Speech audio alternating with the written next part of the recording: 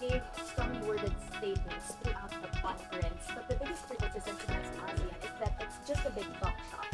What do the leaders agree upon to make sure Mm. that your interventions would Mm. actually be translated into concrete actions that our countrymen can really translate? Well, first of all, I don't agree that this is just a talk shop. But even if it were, I'd rather be talking than watching conflict. So if the talking is keeping conflict away, then ASEAN will have achieved at least one of its most important purposes. But I think what is important is that we are able to once again make our position very clear on different issues. Of course, South China Sea was a big part of that. And we, once again, as I have always strived to do, made our position clear, the Philippines' position clear, on how we see our sovereignty, our territory, our sovereign rights, and how we must be allowed to exercise them. So, again, it is important for the Philippines, for example, to be able to explain to member states and the other leaders who have come to join us the situation as we face it, because understandably they do not live with this situation day to day, and it is important to make them aware that it is getting better, it's getting worse, it's about the same. We're finding ways, and to show that, it is important. It is always very useful, because at some point there are many offers of help, and they say if that is the problem, maybe we could do this. Maybe our country can send vessels. Maybe we can have joint operations. Maybe we can have discussions. Maybe I could serve as an interlocutor. All of these offers, which would not come if we did not make our position clear and explain to them what the present situation is, how the situations have evolved. I'm not talking only about South China Sea here. I'm talking about climate change. I'm talking about renewables. I'm talking about the development of gender equality, etc. All of these different, very important issues need to be discussed and need to be ventilated, so that everyone knows what everyone else is doing, how everyone feels, and how we can bring it all together to make it a cohesive effort that will make true changes. Just a follow-up question. What were the concrete commitments given by ASEAN nations for the Philippines to be able to carry out its duties and Well, there were these, as I said, these offers of joint exercises, of continued discussions onto how we can keep the South China Sea a peaceful and prosperous area of commerce, to maintain the peace, to maintain the freedom of navigation.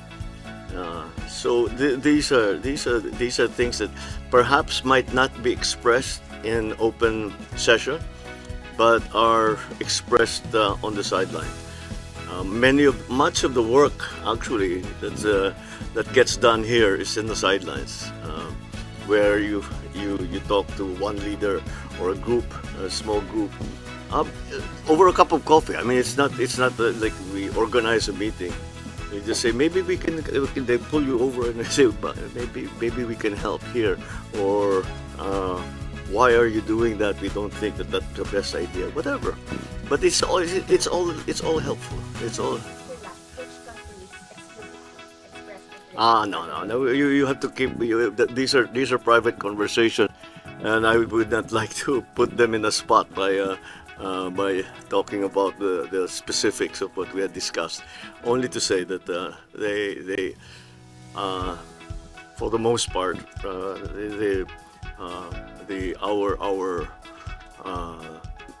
our neighbors and all interested parties, which include the EU, certainly the United States, have all come to talk to us and say that there is much that we can still do, and let's explore this or let's explore that. Oh, more than half. President, President Hi. Sir, my question is about the Hong Kong. Kung unang yan that we did not listen to Vice President. Oh. Oh, because she's not part of the administration anymore. She's still in government, but she left the administration. So she's not part of the administration anymore. So she's not she's not part of the really the day-to-day running of what we are doing. So it would be unfair to ask her to now suddenly to impose that duty on her, since that's not part of her her work now. Should it not be construed as a complete falling out and maybe a kind of distrust from towards her? No, it's a very practical. It's a very practical reason, actually. That's how I came to that conclusion. If you notice, the membership of the executive committee are all part of. They're all members of the cabinet up to now. So that would seem to be the obvious way to handle it. Sir, kasi how would you describe your That's a good question. I don't know anymore. I'm not quite sure I understand. I'm a little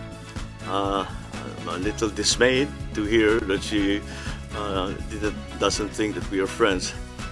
I always thought that we were, but maybe I was deceived. President? Yes.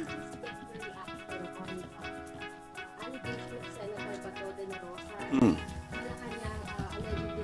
certain Mary Ann Maslow in an effort to make former President Duterte. Who's Mary Ann Masnog? Allegedly, she was stopped by Malacanang to name PRRD, former PRRD Senator Bongo and Police Major General Tarana to formulated crimes. No, I don't know anything about that. I don't know who this person is.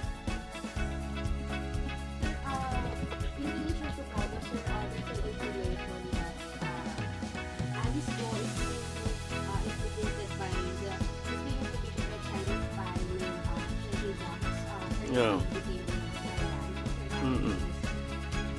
Well, as this process has been going on, more and more people are coming out of the woodwork to help us in our investigations, and this is just, I think, another one of those. This is just a natural evolution of the hearings that are being conducted in the House, and I suppose the case build-up, because cases will be filed, have been filed, and will be filed against them. So it's just a natural process, and we're at least of course this helps the effort. If people are willing to testify or are willing to provide information that will lead us to the truth, and that is what we are after.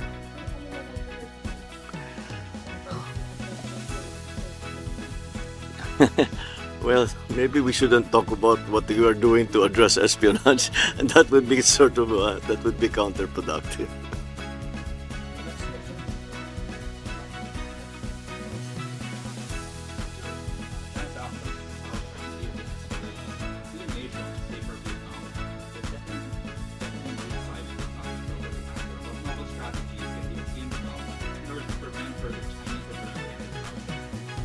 What is the intention of raising maritime standards at the ASEAN Summit when countries usually take it up in other forums like the EAS or the AR?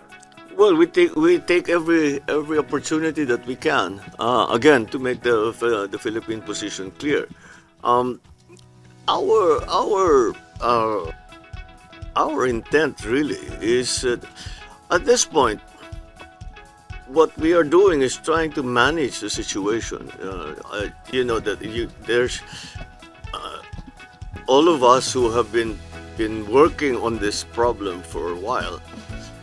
Have come to the conclusion there's no silver bullet here that will solve the problems immediately. So we have to just manage it so that there's no conflict, that it does not erupt into a hotter confrontation than it already is. So what we in the Philippines' approach to maintaining and to protecting our sovereignty is to keep a presence. Basta't meron tayong barko doon, meron tayong mangingisda, meron tayong presence doon sa bawat lugar. Ngayon, kung meron mga mangyayari na ini-intimidate yung ating mga fishermen o hinaharang yung ating mga barko, yung mga Coast Guard, we'll just have to deal with it. But nonetheless, whatever happens, we will maintain that presence.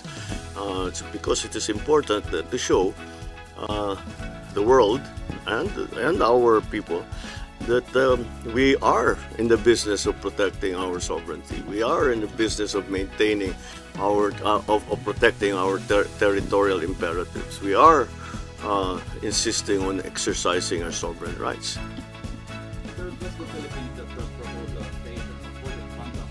Yeah. We need to get that the Philippines pushed for the downfall of the terrorist conduct in 2002 and using the COC in 2026. Will we push for the conclusion of the COC? Every single day we push for the conclusion of COC.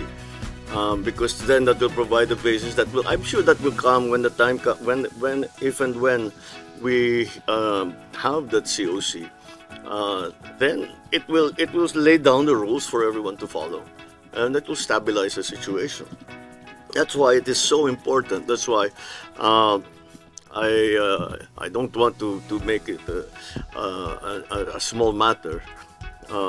That we really push. In fact, in almost every one of my interventions here at this ASEAN Summit, we mention that and say that the solution for now to this is, well, no, not for now. The solution in the end will be to have a COC, and we are always pushing for it too.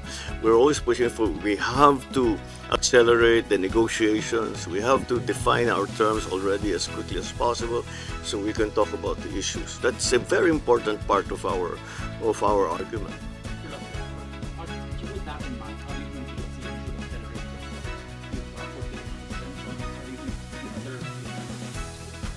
the I think the onus is now on China to accelerate those talks. ASEAN has been waiting for a long time. All right. Okay. Maraming salamat. Thank you.